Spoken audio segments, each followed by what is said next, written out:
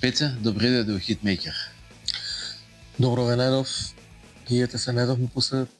Да, знам Најги дека ме- си човек 300 на сат, не е лесно.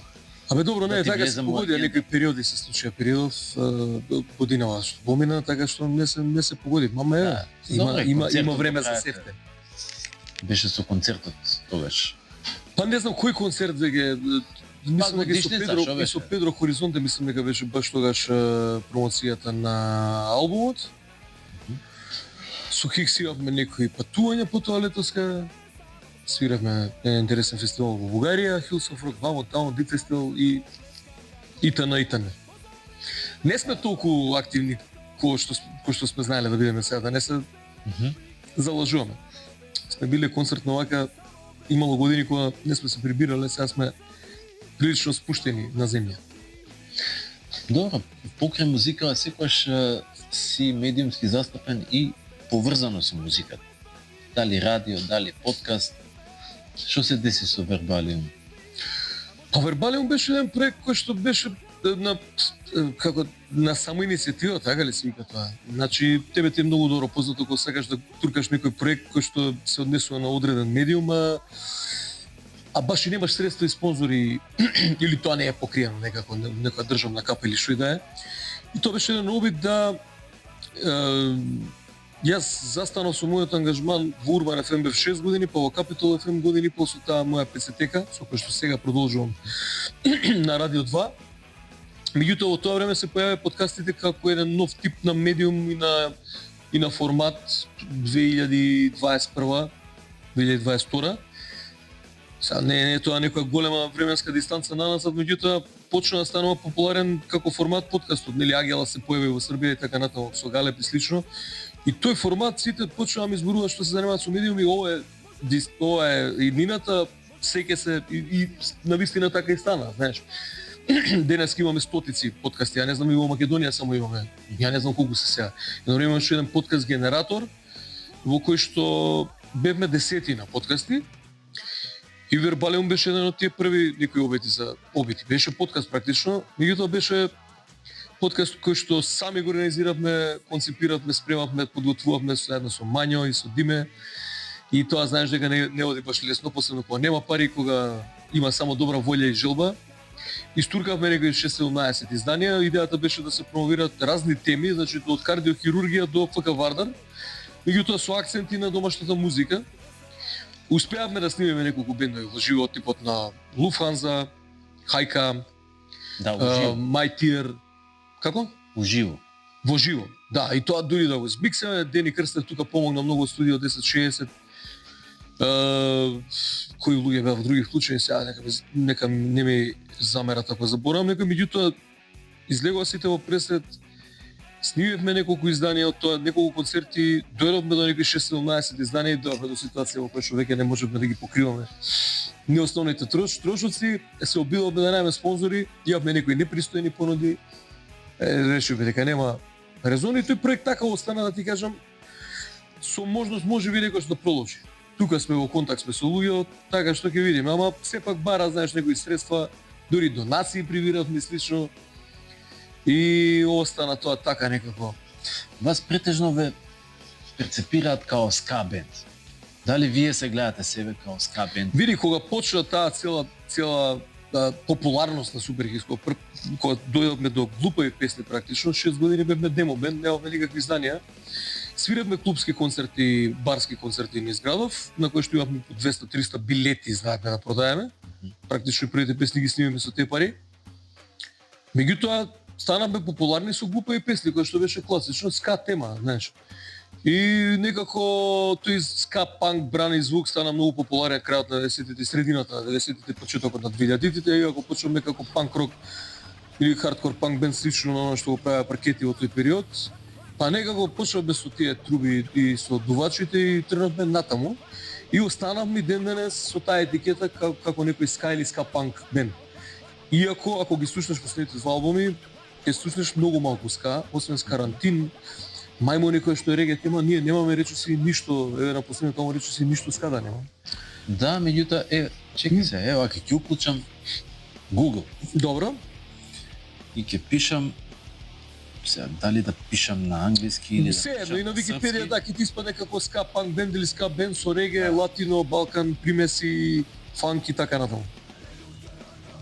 Ако зборуваме за она што сакаш да го добиеш како првична информација за Суперхикс, да речеме.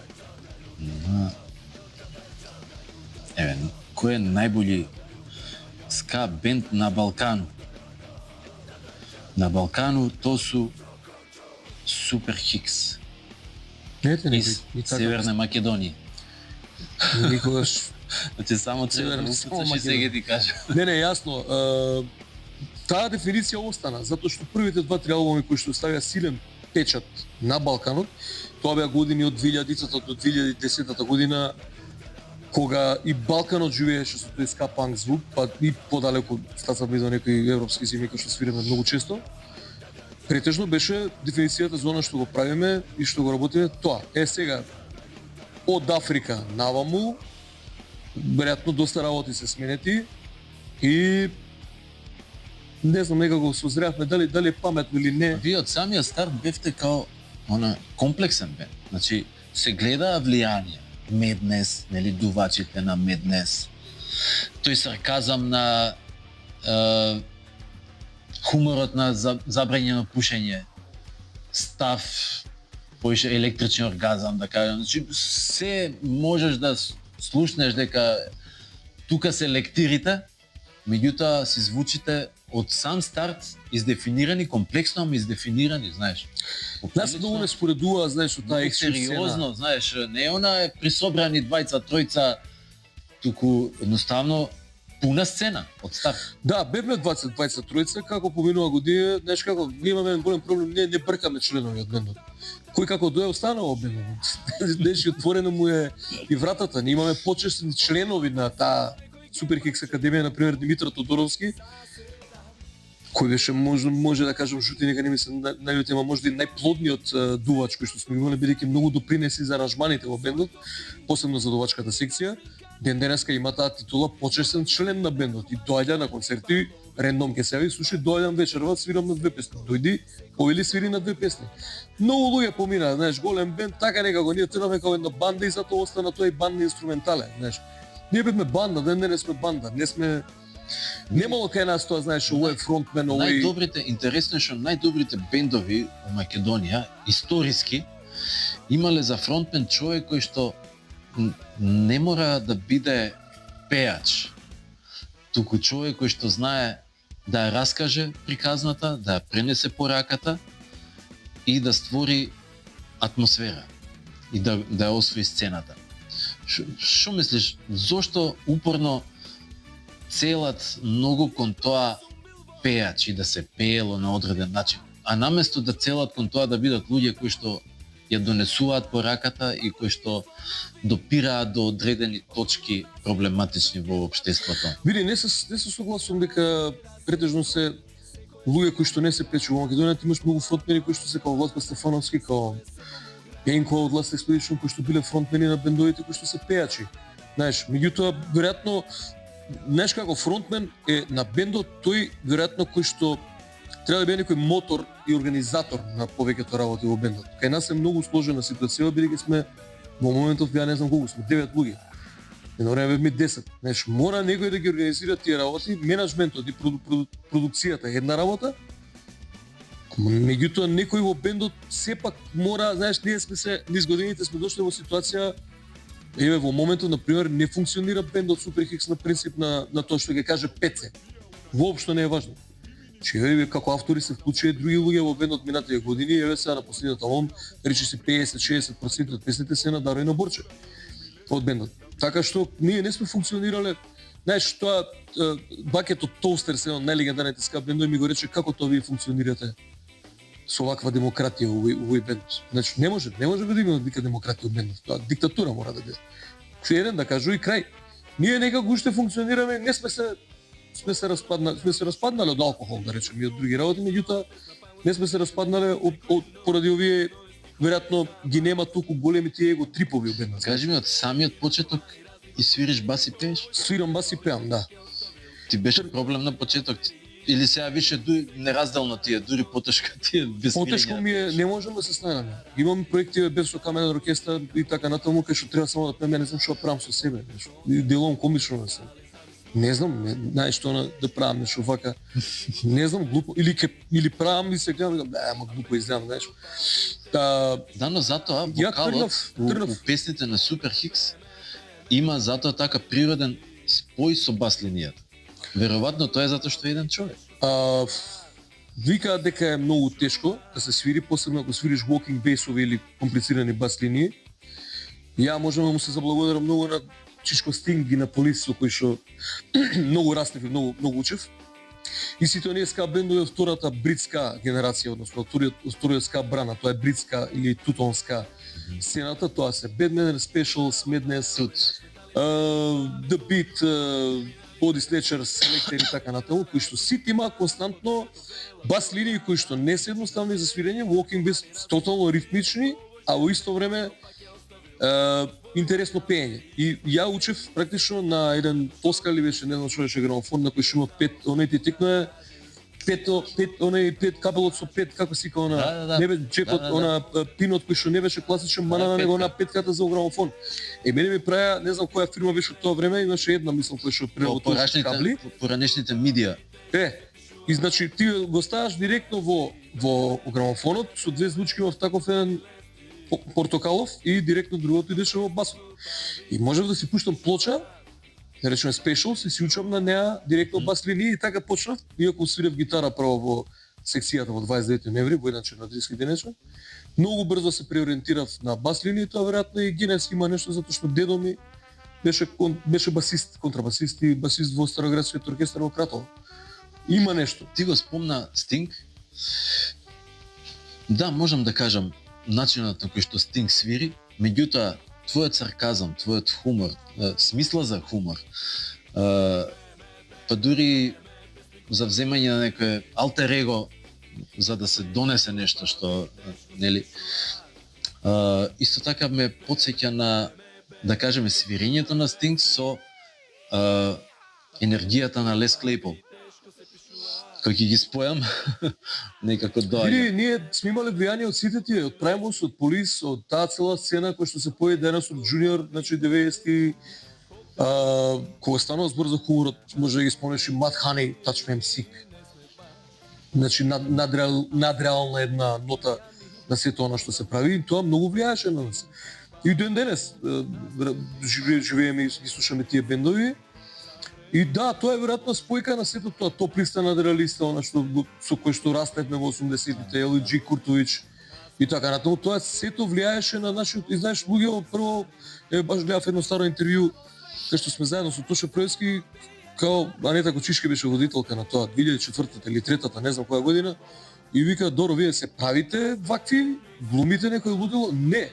Ние бевме такви на пробите и сегде. Секој гледаше да откачи што поголема глупост. Ностоп некој не излудени ситуации, некој паѓа, например, првото име на албумот "Чекај бе, викам, каде бе малку" е ставено на тој начин такво какво што е, тоа е лапсус мој.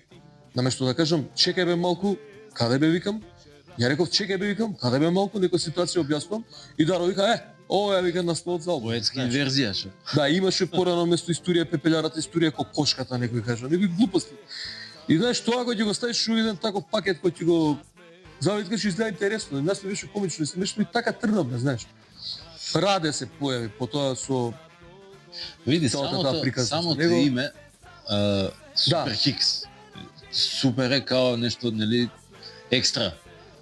Хикс веројатно као нешто примитивци, селјаци, не знам како не сега бе да Супер кажа. Хик, знаеш што е Супер Хик? Алан Форд си читал? Не, Алан Форд не сум читал. Не си читал? Не. Па Супер Хик е практично ликот, антихеројот кој што се појавува на секој 10 број отприлика, се појавуваше во тоа време.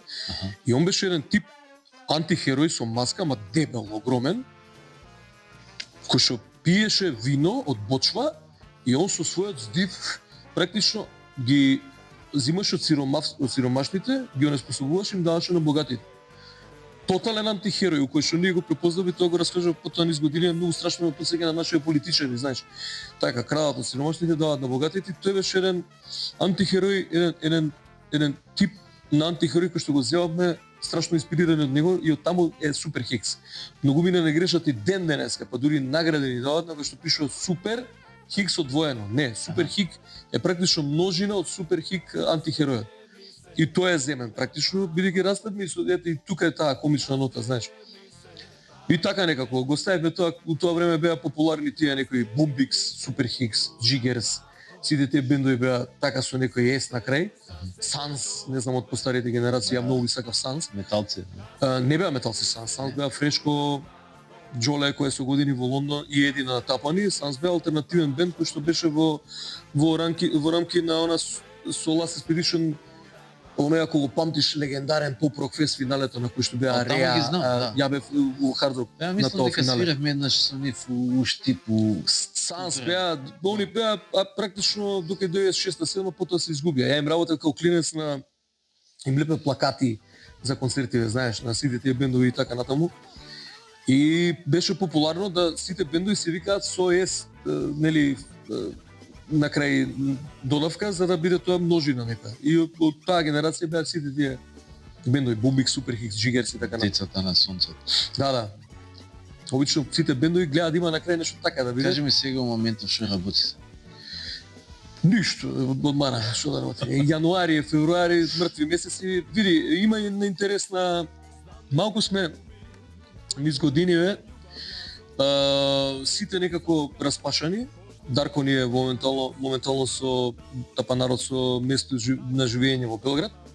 И станува малку покомплицирано, па чекаме да дојде, да се договориме што како, така правиме некој распоред, повеќе сме зависни од него, морам да признам периодов. А голем бенд сме, многу сме комплицирани за низ годиниве како поминуваат за собирање. Меѓутоа, кој ќе се задаеме задача и период на проби или слично, тоа се работи. Имаме своја просторија. Мора конкретно нешто. Да, конкретно еве сега најново што ни се случува е се јавија Фолтин слава 30 години и имате интересен проект во кој што не знам дали треба да го кажам. А извинете, Фолтин, ако не треба, само ја го кажав. Во кој што работате на компилација на овој јубилеј на преработки на нивни најпознати теми. Секој се одбере по една, ќе биде веројатно многу луѓе од сцена вклучени и се размислуваме на аранжман на една нивна прекрасна тема. Да ја преработиме во наш стил и да го издадеме тоа. Има некои идеи за нови песни, ама Сила и нервоза издаден пред година две, така што нешто многу нема да брзаме. Ајде да ти кажам, гледам дека стана тотално тренди и можеби правилно се вадат сингл по сингл, веќе знаеш. Таа немаме ностоп расправи у бендов, таа демократија е многу бучна кај нас.